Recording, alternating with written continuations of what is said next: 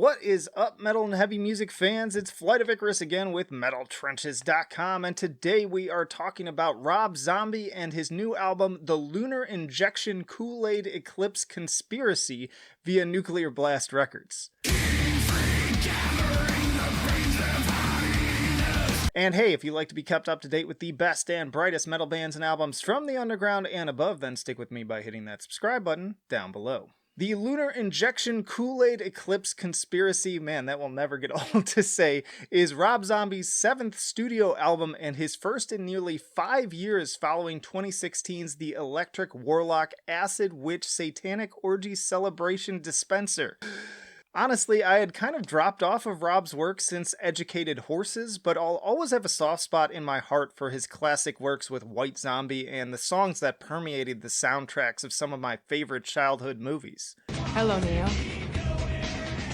How do you know their name? But the question on everyone's mind seems to be, will this be a return to his former Dragula Living Dead Girl glory?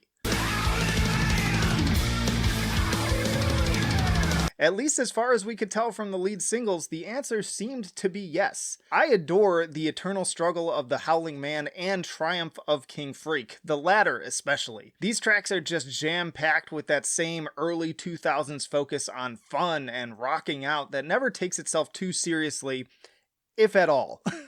But likewise, thanks to solid songwriting, great hooks, and catchy vocals, they don't feel like joke songs either. This is just music for spooky good times, and honestly, after the year we just had, that is exactly what I need. Bonus points for Triumph of King Freak releasing to much fanfare on Halloween.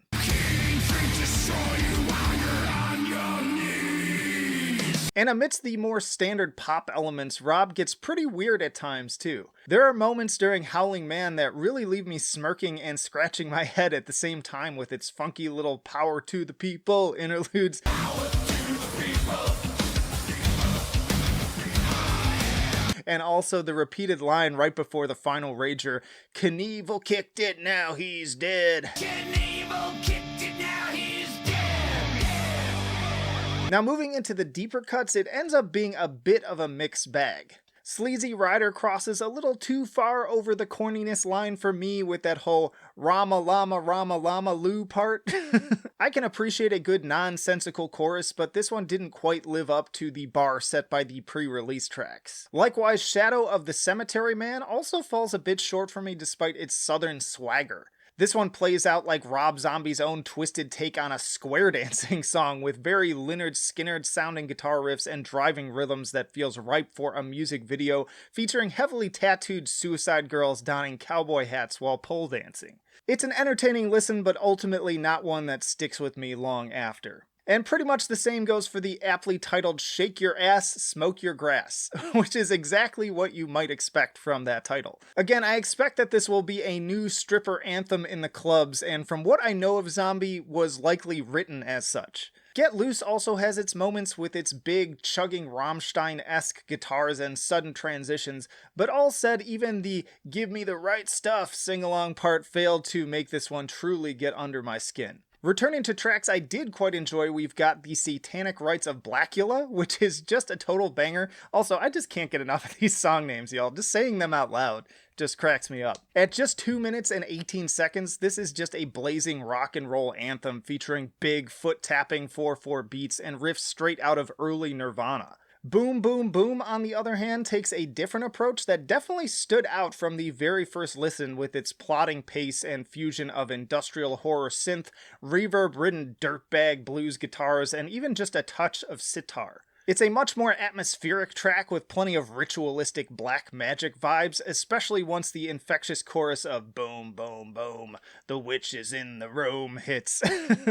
Finally, Crow Killer Blues is an excellent note on which to end the album. Also the longest track and sporting some great chanting, this one feels massive and could also serve as a great song to close out shows with. The use of organ alongside the rocking guitars and little proggy detours also give off the vibe of 60s and 70s classics like Inagata Devita. Wait a minute, this sounds like rock and or roll.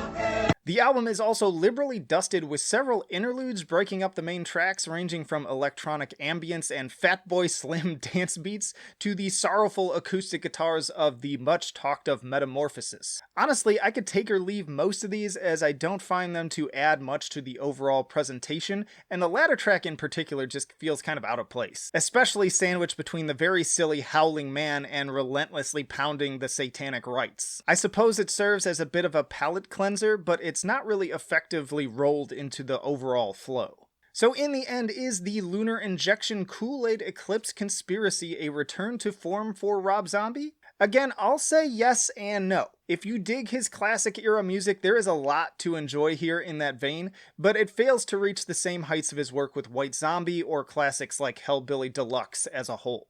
Now, is it worth a listen? Absolutely. Honestly, I wouldn't say there's a bad track in the bunch, just some superfluous feeling interlude filler and some that don't hit quite as hard as others. In fact, I wouldn't be at all surprised to see hardcore fans of Zombie's work salivating over this thing. Personally though, turning to my scales, I give the Lunar Injection an 8 for enjoyability.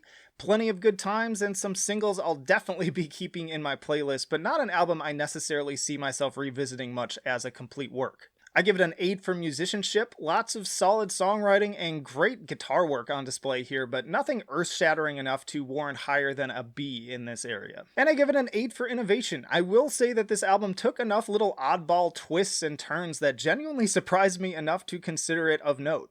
Certain parts seem to come out of absolutely nowhere, and I am a sucker for taking chances like that. So 8s across the board and a B- for Rob Zombie and the Lunar Injection Kool-Aid Eclipse Conspiracy. Get it once more via Nuclear Blast Records. Y'all, thanks as always for watching, and let me know down in the comments what is your favorite Rob Zombie album and track. Let's have a discussion going about that. What did you think of this album? Did you love it? Did you not love it so much? Did you hate it? If you enjoyed the video, please hit the like button, and of course, please do stick around because I got plenty more videos coming right after this one. More album reviews, interviews with bands on the podcast, tier lists, you name it, we've got it, so plenty of reasons to subscribe if you have not already, and you can also chat with us on Discord and support me on Patreon. But that'll do it for now. Flight of Icarus signing off. I will see you in the trenches.